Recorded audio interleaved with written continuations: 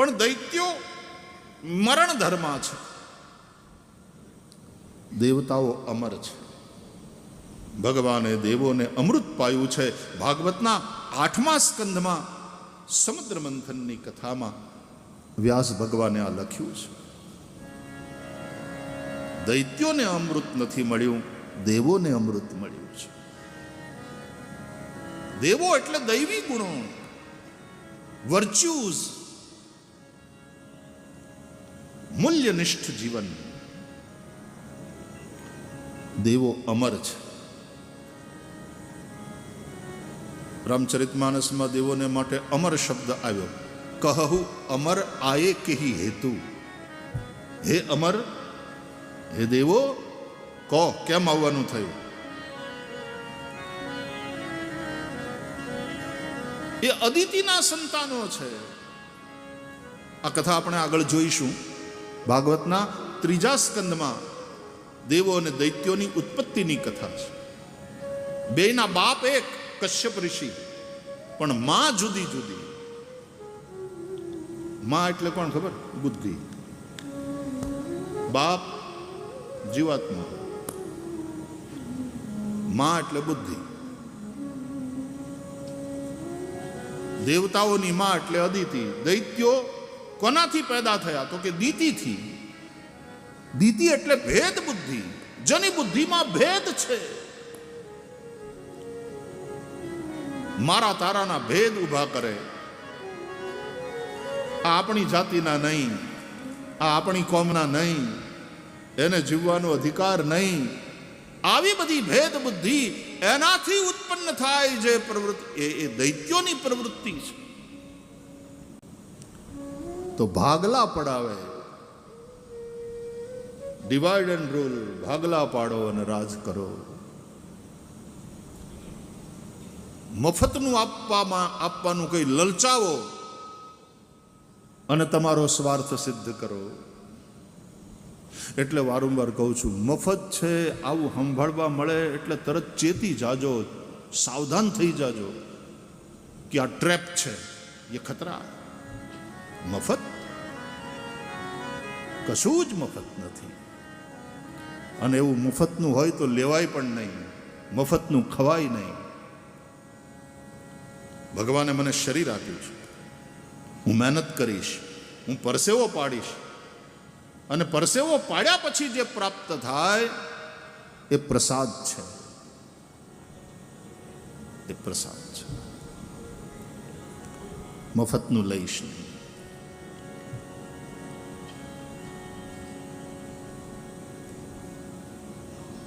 સ્વાધ્યાય પ્રવૃત્તિ ગઈકાલે ભાઈઓની સાથે વાત કરતો હતો. પૂજ્ય દાદા પાંડુરંગ દાદા, સ્વાધ્યાયની પ્રવૃત્તિને પણ 100 વર્ષ થઈ રહ્યા છે. ભગવદ્ ગીતા પાઠશાળાને થોડુંક એટલા માટે કીધા વગર નથી રહી શકતો કે હું એ પાઠશાળાનો વિદ્યાર્થી છું.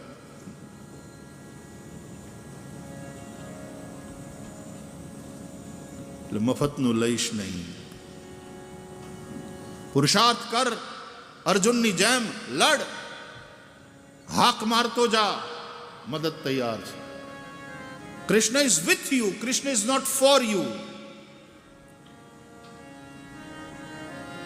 ભગવાન મારી સાથે છે, ભગવાન મારા માટે નથી. આ યાદ રાખવું જોઈએ. આઈ એમ સપોઝ ટુ ફાઇટ. યુદ્ધ મારે કરવાનું છે, આ મારું યુદ્ધ છે. કૃષ્ણ મારી સાથે છે. પ્રભુ તમે છો મારા જીવન રથના સારથી. તમે છો મારા જીવન રથના સારથી. કૃષ્ણ તમે છો મારા જીવન રથના સારથી. કૃષ્ણ તમે છો મારા જીવન રથના સારથી.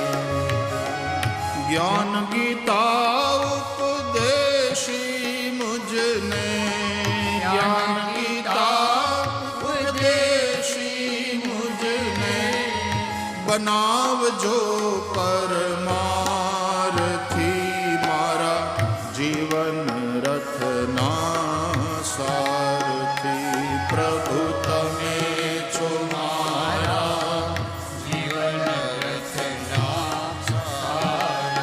હે કૃષ્ણ તમે છો મારા જીવન રથના સારથી. કૃષ્ણ તમે છો મારા જીવન રચના સારથી.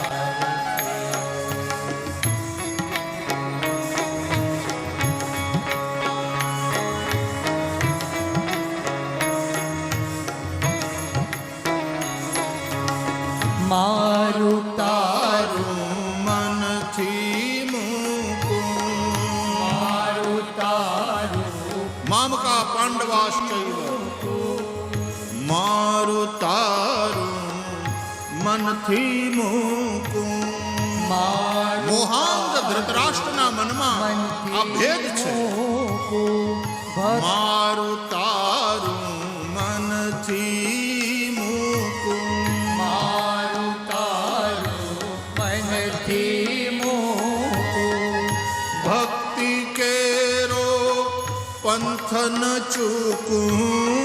ભક્તિ કેરો પંથ ન ચૂકું.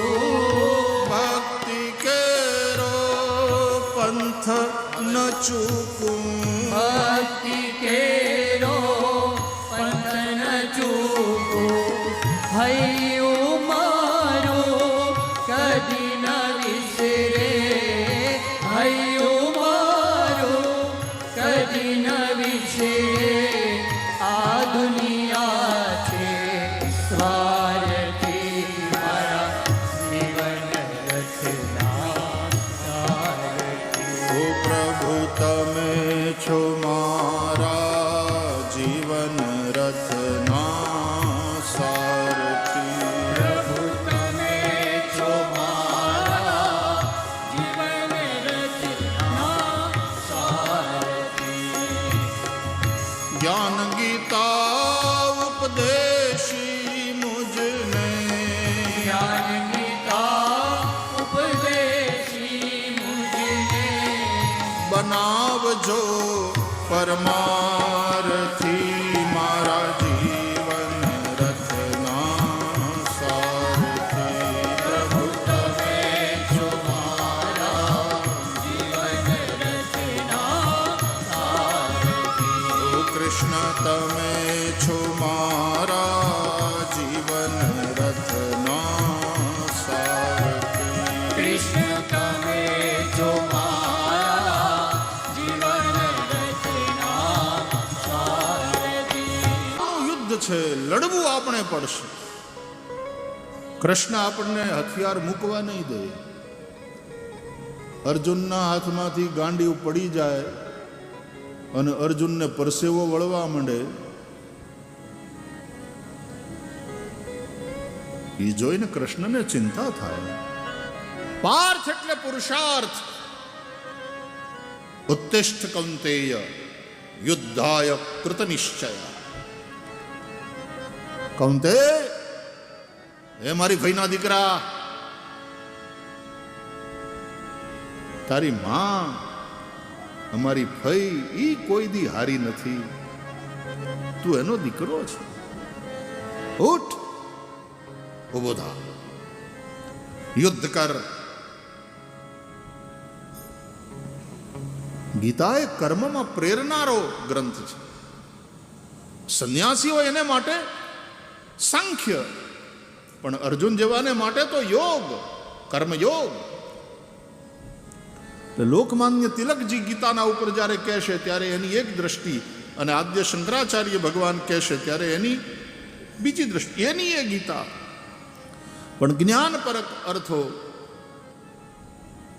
શંકરાચાર્ય ભગવાન બતાવે, અને કર્મપરક વાતો એ લોકમાન્ય તિલક બતાવે. તો સાંખ્ય અને યોગ આ બંને નિષ્ઠા છે. ભગવાને કહ્યું,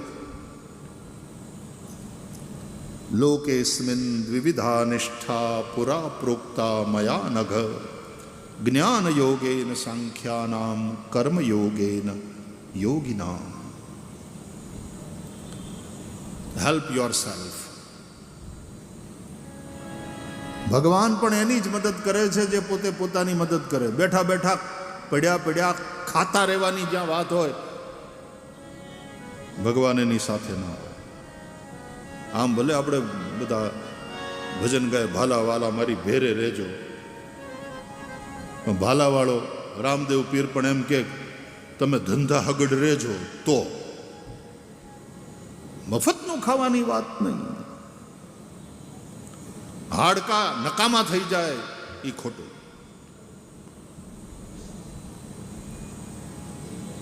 જીવો ત્યાં સુધી કર્મ કરતા રહો.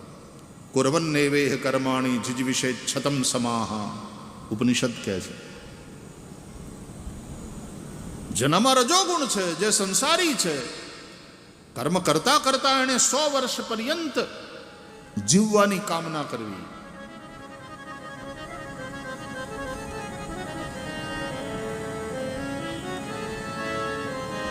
કોકનું ખોદતા જાય, બીજાની ટીકા કરતા જાય, ને પાછા એમ કે હવે અમે તો કાંઠે બેઠા.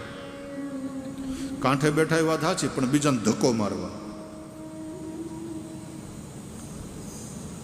ऐसा जीवन किस काम का?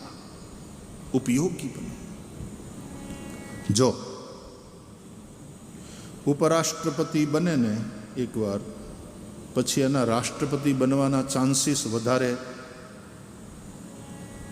કહેવાય. શક્યતા છે કે જે ઉપરાષ્ટ્રપતિ છે આજે એ આવતીકાલે રાષ્ટ્રપતિ બને. જે ઉપમુખ્યમંત્રી બને ભવિષ્યમાં એ કદાચ મુખ્યમંત્રી બને એવા ચાન્સ વધારે. એમ જે ઉપયોગી બને એ યોગી બને એવા ચાન્સ વધારે. ભગવાન શ્રી કૃષ્ણ અર્જુનને કહે છે તસ્માત યોગી ભવાર્જુન. હે અર્જુન, એ માટે થઈને તું યોગી બન. યોગી થવા માટે શું કરવાનું? ઉપયોગી બનવાનું. જીવો ત્યાં સુધી તમે તમારી ઉપયોગિતાને ટકાવી રાખો. જો ઉપયોગિતા ગઈ, ફેંકાઈ જાશો. આ દુનિયાનો દસ્તુર છે. ઉપયોગિતા ટકાવી રાખો. જે પણ ઉપયોગી નથી રહેતું ફેંકાઈ જાય છે. ઉપયોગી બનો. સમાજને માટે ઉપયોગી બનો.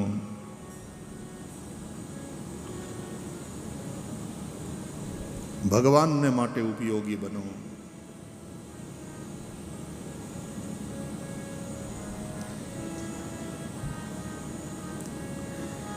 આપણે ત્યાં અર્પણ, તર્પણ અને સમર્પણ સંસ્કૃતિની આપણી જે જીવન પદ્ધતિ છે એમાં આ 3 શબ્દો બહુ મહત્વના છે. અર્પણ, તર્પણ, સમર્પણ. આ ત્રણેયમાં ત્યાગ છે. ત્યાગ વિના ન અર્પણ થાય, ત્યાગ વિના ન તર્પણ થાય, ત્યાગ વિના ન સમર્પણ થાય. માટે ત્યાગની ભાવના ઉપનિષદો કહે છે તેન ત્યક્તેન ભુંજીથા. ત્યાગે નહીં કે અમૃતત્વ માનશુ. સમાજ માટે કરેલો ત્યાગ એ અર્પણ. પિતૃઓ માટે કરેલો ત્યાગ, આપણા વડીલો, આપણા મા બાપ, આપણા દાદા દાદી અથવા તો દિવંગત પિતૃઓ, એના માટે કરેલો ત્યાગ એ તર્પણ.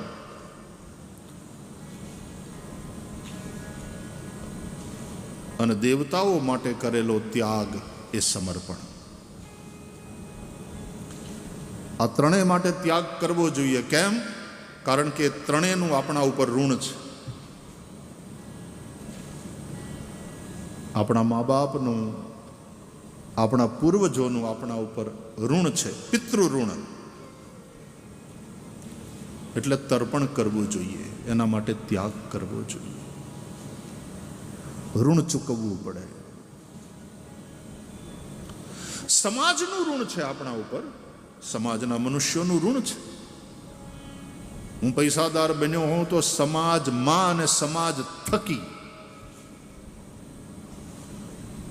હું મોટો બનીને પૂજાતો હોઉં, પ્રસિદ્ધિ મને મળી હોય તો એ સમાજ થકી, સીધી સી બાત હૈ. એટલા માટે સમાજનું મારા ઉપર ઋણ છે. સમાજ માટે હું ત્યાગ કરું. સમાજ સેવા, સમાજના ઉત્થાન માટે, રાષ્ટ્રના ઉત્થાન માટે હું જે સમય આપું, અર્પણ. સંઘ પરિવારને 100 વર્ષ થયા, શતાબ્દી વર્ષ છે. કોઈ બીજા ઉત્સવ નહીં, પણ નવા સંકલ્પો સાથે અને નવા જોશ સાથે પાછા બધા જ પૂર્ણ સમયના કાર્યકર્તાઓ હોય કે બીજા કાર્યકર્તાઓ હોય, એ બધા લાગ્યા છે સમાજોત્થાન, રાષ્ટ્રોત્થાન, ભારતીયતાની રક્ષા.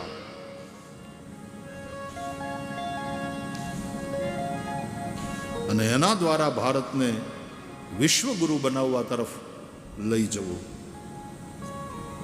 એમાં હું શું યોગદાન આપી શકું?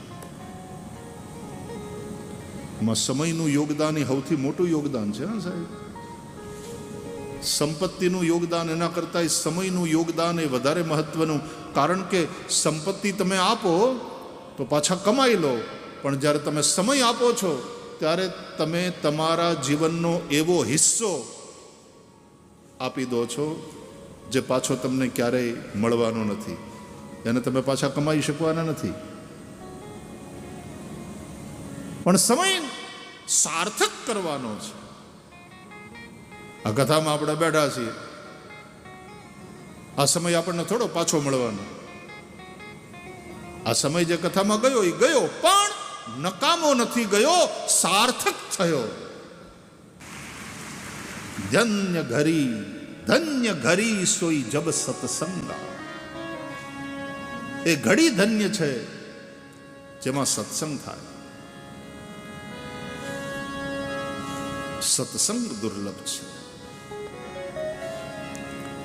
વ્યાસ ભગવાન કહે છે, ક્ષણોત્રૈવ સુદુર્લભ નાવકાશ કદાચિત દિનમાત્રમ તથાપિતુ સર્વથા ગમનમ કાર્યમ